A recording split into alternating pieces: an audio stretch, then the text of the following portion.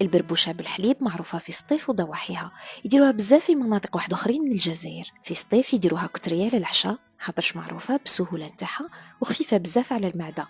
ونقدروا نقولوا بلي هذا النوع من الكسكس هو كان الفاست فود نتاع جدودنا من كتر ما توجد بالخف وما تدي والو في الوقت. في الصيف وبلاد الشاوية يعتمدوا بزاف على الكسكس الرقيق، على هديك استعملت اليوم الرقيق من ماما. غمرته بالماء حامي مع شوية زيت وملح وخليته يتشرب، وهكذا باش نفوره غير خطرة واحدة. حكموا مليح هاد لاستيوس.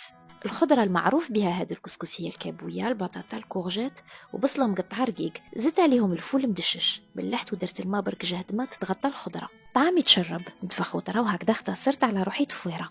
نحلها ونحطها في الكسكاسي فور الفورة الوحيدة ومدتها 20 دقيقة. نجيب الحليب ونغليه، وهنا ومن بعد ما طابت الخضرة والفول والماء نشف نزيد الحليب مع طريف زبدة ونتبل بالفلفل الكحل ونسم بقرن حار. نرجعه يغلي 5 دقائق وندهن طعامي بالدهان الحار وما نكترش باسكو قاطع، بصح هو سر البنة في هذا الكسكس. بربوشة بالحليب على الأصول، على خاطرش ما كاين غير ماما اللي تعرف لها. على بروشين.